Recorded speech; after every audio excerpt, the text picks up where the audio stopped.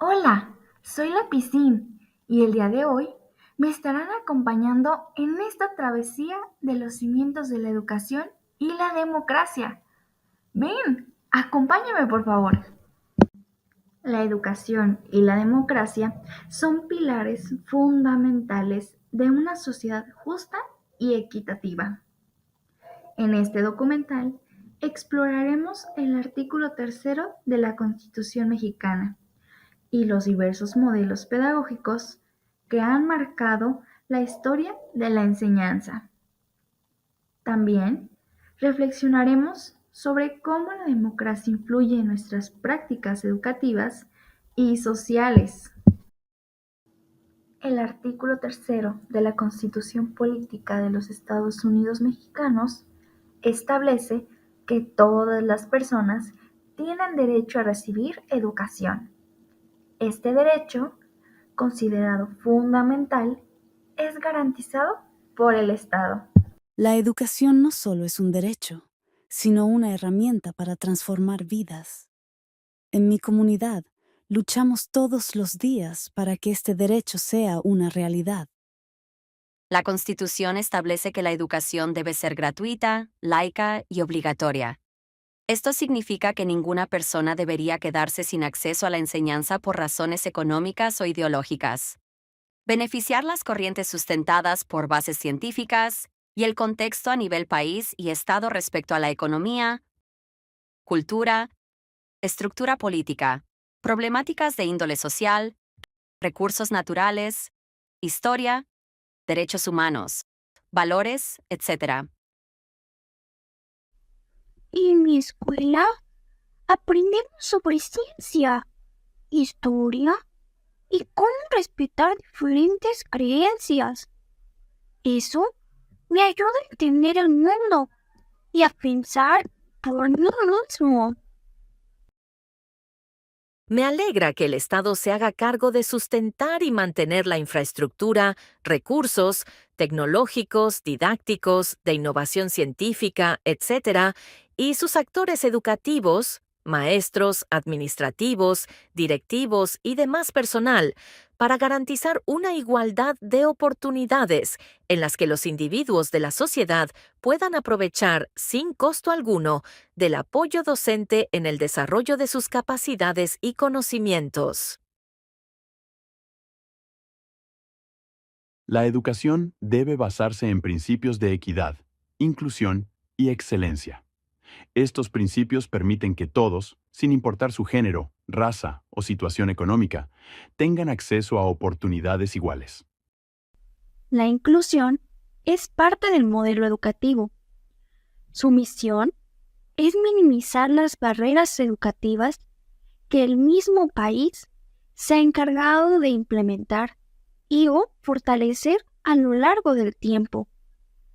Es tomar las características de los grupos afectados por esta marginación e identificar y atender sus necesidades, de forma que se modifiquen los planes y programas a su favor para una integración a la sociedad sin desventaja. Es crucial que todos nos sintamos incluidos y valorados. La diversidad en el aula nos enriquece como sociedad. Desde la escuela tradicional hasta los modelos socioculturales contemporáneos, la pedagogía ha evolucionado para adaptarse a las necesidades de cada época. El modelo pedagógico tradicional en 1700 buscaba conservar el orden de cosas, y para ello el profesor asumía el poder y la autoridad como transmisor esencial de conocimientos, exigiendo disciplina y obediencia. El modelo pedagógico romántico en 1800 se caracterizó por la autenticidad y la libertad individual. Sus métodos buscan facilitar la libre expresión. El desarrollo es natural, espontáneo y libre, y los contenidos se basan en lo que requiera el alumno. El modelo pedagógico conductista de 1910 hace énfasis en la formación de la conducta, sus métodos en la fijación de conocimientos, el desarrollo en acumulación de aprendizajes y los contenidos en técnicas y destrezas. La escuela activa y las visiones autoestructurantes de 1992. Busca que el niño sea considerado como el nuevo eje de la educación, visto como el sujeto que por sí mismo aprende y se autoeduca. La meta es garantizar la felicidad y la socialización del niño. Hacia un enfoque dialogante y sociocultural de 2001, reconoce que el conocimiento se construye por fuera de la escuela, pero es reconstruido de manera activa e interesestructurada a partir del diálogo pedagógico entre el estudiante, el saber y el docente. Pedagogía conceptual. 2002. Menciona que el aprendizaje y el desarrollo de los individuos no ocurren de manera aislada. Más bien, están profundamente influenciados por su entorno social, histórico y cultural. Además, fomenta un diálogo continuo entre los sujetos y su contexto, reconociendo cómo estas interdependencias forman parte integral del proceso educativo. Los modelos pedagógicos no solo reflejan la historia, sino también las aspiraciones de las sociedades que los implementan. La democracia no solo se aprende en libros, se practica y se vive en las aulas. Los niños y jóvenes deben participar en actividades que promuevan la discusión y el consenso. Necesitamos ciudadanos críticos, comprometidos y participativos para construir un país mejor. La democracia en la educación implica fomentar el respeto por las ideas ajenas y buscar soluciones colectivas a los problemas. Formar ciudadanos conscientes es el mayor reto y la mayor oportunidad del sistema educativo. A pesar de los avances, enfrentamos retos como la desigualdad y la falta de recursos. Sin embargo, creo firmemente en el poder de la educación para superar estos obstáculos. La educación y la democracia son dos caras de la misma moneda. Solo una ciudadanía educada puede construir una sociedad democrática y justa.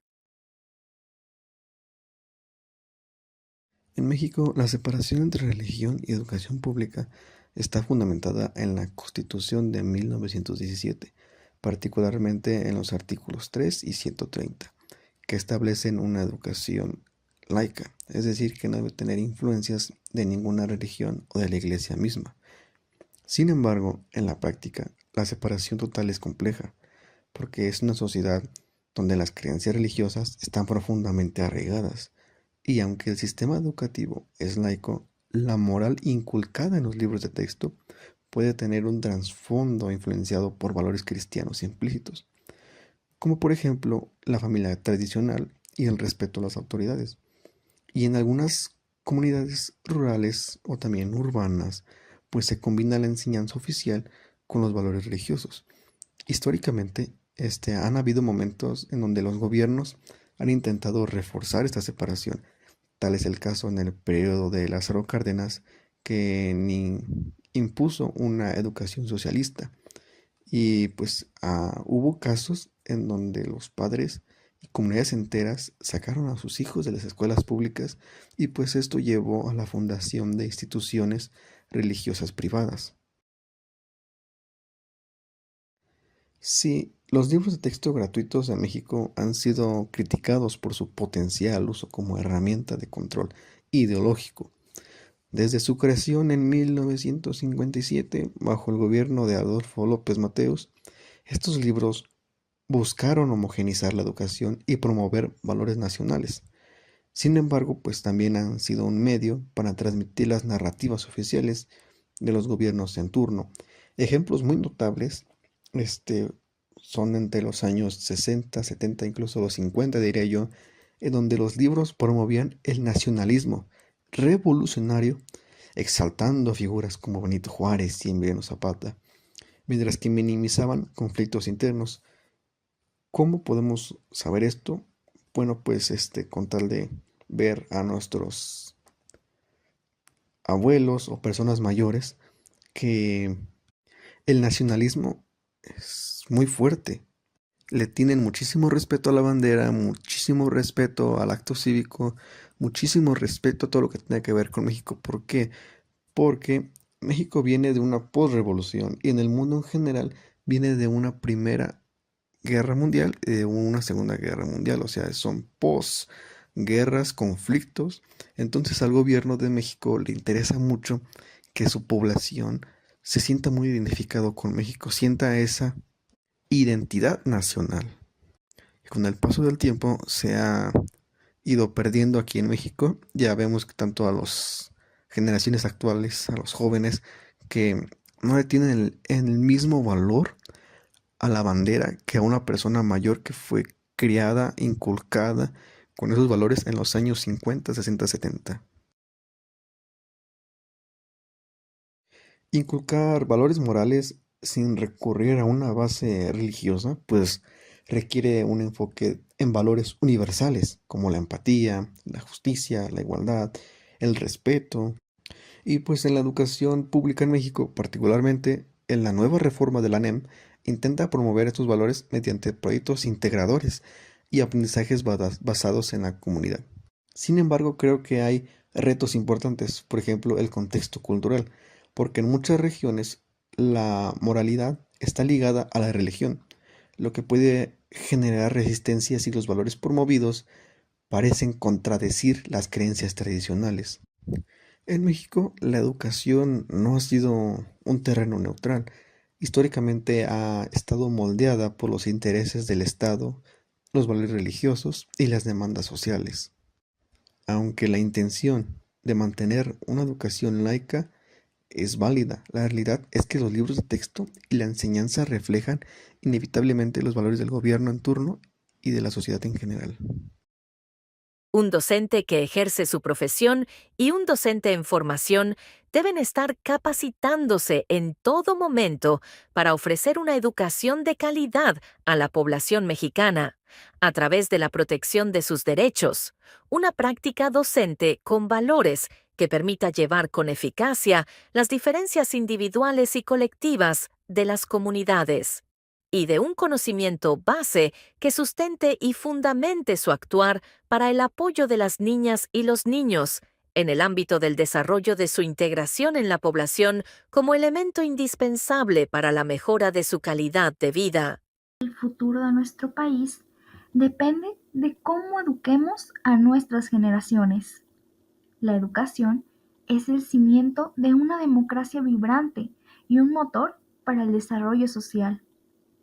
Trabajemos juntos para garantizar que este derecho sea una realidad para todos.